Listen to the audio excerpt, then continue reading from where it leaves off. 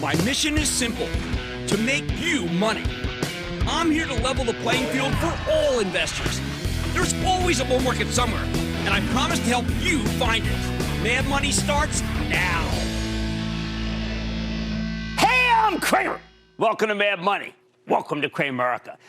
Other people, my friends, I'm just trying to make you some money. My job is not just to entertain you, but to educate you and teach you. So call me at 1-800-743-CBC or tweet me at Jim Cramer. Is tech out of the woods yet? Oh, it was a tough week for the Amazons and the Netflixes. I heard obituaries all day about the highly overvalued digital implementers, digital explorers, and digital creators. To me, though, Amazon just flew a little too close to the sun, and Netflix was punished for being its usual conservative self, like I predicted on Monday. I think the big tech beatdown overshadowed a generally sedate day for the averages. Dow slipping 63 points. S&P and the Nasdaq both advanced 0.28%. Hey, by the way, nice comeback for the latter. So what happens next week? Well, the most important news next week isn't an earnings report at all. It's the phase 1 vaccine data from AstraZeneca and Oxford, the university, not the clothing company. This thing's already in large-scale phase 3 human trials. Phase 1's mostly about safety, not efficacy. But they've gone so big on the phase 3 so fast that you got to figure, well, phase 1 data must be pretty compelling. It wouldn't waste our time and their money. Remember how the market soared this week when Moderna shared some positive data? The AstraZeneca results that are being published in The Lancet, one of the world's oldest medical journals, on Monday, could be much bigger than that. The stock flew up huge late in the day, but that could be rank speculation based on how much little rival Moderna soared on its good notices. And a nod, by the way, from Dr. Fauci. After the close Monday, once we get this stuff over, we're going to focus on IBM.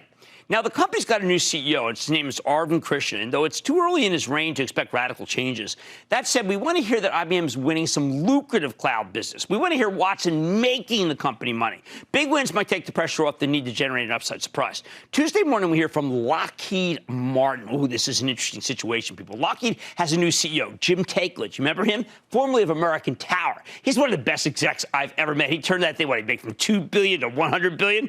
At the same time, two brokerage firms cut numbers this morning from Lockheed. That's called de-risking. I don't want to put a whole position on it until Jim speaks, but maybe half before, half after?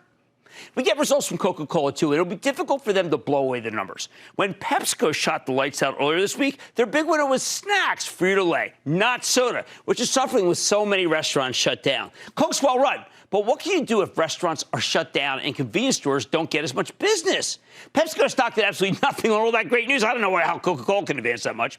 After the close, Texas Insurance reports this, and this company's actually had a erratic post-earnings track record of late. We want to know about demand, especially since their rival, Analog Devices, recently announced that it's acquiring Maxim Integrated. I wish Texas Insurance would be more aggressive like that, like Analog, like ADI, but it just seems addicted to buying back stock. We want growth. You want an upside surprise? I'm actually expecting one from, holy cow, Snap, the parent of Snapchat, because there are only so many good places to advertise online, and that's what people want these days. Snap's real. All the advertisers dig this thing now. They did when it started. Snap's really got its act together. I only wish the stock hadn't run so much into the quarter. Could be a letdown. The day traders keep betting on the airlines, so watch out when United Airlines reports. These companies are losing a fortune, people. I say take a pass. Just say no to most of the airlines. Wednesday night fireworks. Whoa, first from Microsoft, which could be the non-COVID key to the week. I expect a gigantic quarter that could send the stock back to the old highs. That's up 14 points from here. It's absolutely one of my favorites, which is why we've owned it forever for my charitable trust, which you can follow along by joining the ActionAlertsPlus.com club. Hey, then there's Tesla. I love Tesla, but it can't possibly live up to the 250% run it just had this year. Still, if it goes down, listen to me on this, okay? If it goes down the quarter, remember that Battery Day beckons on September 22nd, day before my sister's birthday. Probably not relevant. I bet Elon Musk has a new battery that can last 10 hours up his sleeve, making this a buy into weakness. You want to hear that, don't you? Finally, we got Chipotle. I expect another terrific quarter during a perilous time for the restaurant industry. I don't know if they can still do the double digits, same-store sales, but maybe. Remember, Chipotle owns its stores. They don't franchise, which gives them a lot more flexibility than most chains. And it's how they've been able to respond to COVID with big digital initiatives, more drive-through Chipotle lanes, and, by the way, also some rent cuts. I love those guys. Thursday, we'll find out why ATT's been such a... I mean, look, you don't get an almost 7% yield unless something's pretty wrong, right? I mean, I call that a red flag. Now, it might be a buy, but I certainly don't want to anticipate it. I mean, let's say it's a great number. It goes up like $1, and then the next day people start raising numbers. That's your chance. Even though we're in a recession, the railroads have been on fire. In a recession. All aboard! All aboard! With Union Pacific leading the way, I'm expecting some decent numbers here, but the stock's run so much, I think the bar might be too high. If any railroad can meet the expectations, though, it is UNP. We hear from CSX the day before this, after the close on Wednesday. Now, I'm betting Union Pacific does better thanks to its West Coast port exposure and because of its efficiency ratio. You want a wild one that could deliver monster quarter? All right, I'll give you a wild one. It's called Tractor Supply. It says everything you need to move to the country and become a gentleman or gentlewoman farmer. Don't laugh. It's one of the most reliable retailers for gardeners everywhere. And gardening is ascendant due to COVID and canning. The stock's up, well, that's ascendant because of COVID. The stock's up 50% for the year. Yeah, Tractor Supply, TSCO. What you want is for the stock or any of these that I like to have some exogenous event that has nothing to do with Tractor Supply that sends the stock down and gives you a chance to be able to buy it ahead of what I think is going to be a great quarter. What will Twitter say about the hacking and the lack of sports and movie ads when it reports? It's been a disappointment of late. And I don't know of any upcoming events that can stir interest unless sports can come back and you watch it with sports. That's what I like to do. Airline alert. If you insist on owning or even trading, it's Southwest, LUVI. That's the best, okay? Bar none. It's the most profitable, and I doubt it will need help from the government. I can't say the same thing about American Airlines, AAL, which reports on the same day. That's the worst of the bunch, yet the day traders keep piling into it. Why? Because it has a low dollar amount per share, under 12. Personally, I'd stay away from the whole industry, but if for some crazy reason you don't own an airline, think of Southwest, not American. After the close, we have a tale of two semis, Intel and Skyworks. Intel seems like it's taken a bit of a step back here. It's getting clobbered by AMD lately. Skyworks, on the other hand, is a fantastic 5G play. I expect a blowout, plus multiple quarters ahead. We'll still be talking 5G. Speaking of blowouts, we're going to get results from Boston Beer. And because of its sparkling seltzer brand, Truly, this might be a very good quarter. I want you to be careful here. Constellation Brands, SDZ, has entered the fray with Corona Seltzer.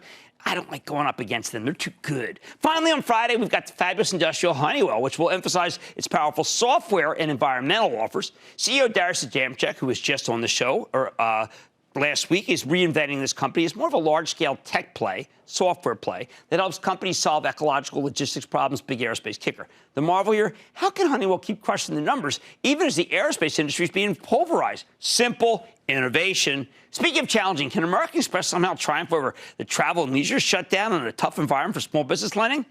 It might be too much to ask.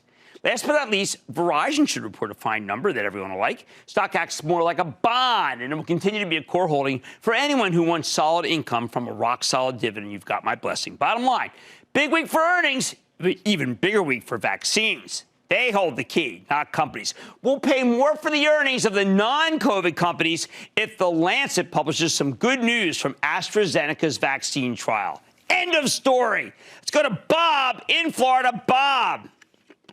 Booyah, Cramer. Booyah, Bob. Hey, I am a 68-year-old retiree. Young man. I built primarily a fixed income portfolio that at one time included Alcoa Aluminum Preferred. In November of 2016, Alcoa spun off to Arconic Corporation and converted all my preferred stock to Arconic non-dividend common. And it's faltered ever since. I finally broke even last week, so please tell me, is it a possible growth stock, or should I take my profit and run away? People, it wasn't supposed to be a cyclical, but it's become a cyclical again. And I think you, frankly, I actually want you to hold it. I know that sounds counterintuitive, but I think they've finally gotten it together. I think you're going to squeeze out a couple more points. It's not going to be a home run, all right? But thank you, and 68 is young, so you've got a lot of little speculation or Arconic there is all right. Let's go to Sam in Massachusetts. Sam. Hey, Jim, it's always nice to be able to talk to you. Same. I'm enjoying my membership at the Action Alerts Plus Club. Do you like that call this week? Information. Huh? You like that call this week? Oh, it's great. That's my favorite part. I love the calls. Thank you. I don't always like what's going on during the calls, but I love the calls. Thank you very much. Lots of great information and a wonderful thing you do for charity. That makes you a great man in my book. Thank you. Quick shout-out to a colleague of yours, Bob Pisani, who everyone knows is a knowledgeable and versatile analyst, but he also happens to have the best backdrop in television. And he actually even rotates artwork in and out. Very classy man. All right. Jim, you've been pretty outspoken on our nation's need to stop outsourcing the strategic raw materials and equipment we need to ensure the health and security of our nation and our people. Mm-hmm. The pandemic and ongoing tensions with China only underscores the need. Here's what I don't understand. We have a company coming public in a couple of weeks, early August, who represents to me a chance to at least eliminate the need to outsource our rare mineral needs. Right. And I'm just wondering, there's not much noise, there's not much excitement about it, and I'm wondering, is MP Materials a good long-term investment? No, I'm not going to. I think it's too speculative for you, sir. I really do. There's so many other high-quality companies where we know so many things. I'm watching this Nikola, for instance. They just jammed those millions of shares down people's throats just this evening. I want you to buy some quality companies that really have good dividends or a great growth track record, even though sometimes other stocks seem a lot sexier. All right, guys, big week, but it's all going to be on what everyone's betting, which is that AstraZeneca has a vaccine. On Mad Money tonight, a Twitter hack earlier this week showed that even the accounts of some of America's most high-profile politicians and executives aren't secure. I'm going to sit down with the CEO of CyberArk to find out how his company is working to help keep your information under wraps. Then, after another week full of vaccine news, I'm eyeing a better way to invest in the COVID vaccine gold crush. And after a brutal week for the stay-at-home tech plays, I'm circling back to a technology company that never really got credit for being a COVID play. I'll reveal the under-the-radar tech player and stay with Cramer. Don't miss a second of Mad Money. Follow @Jim Cramer on Twitter. Have a question? Tweet Cramer. #MadTweets. Send Jim an email to madmoney@cnbc.com or give us a call at 1-800-743-CNBC. Miss something? Head to madmoney.cnbc.com.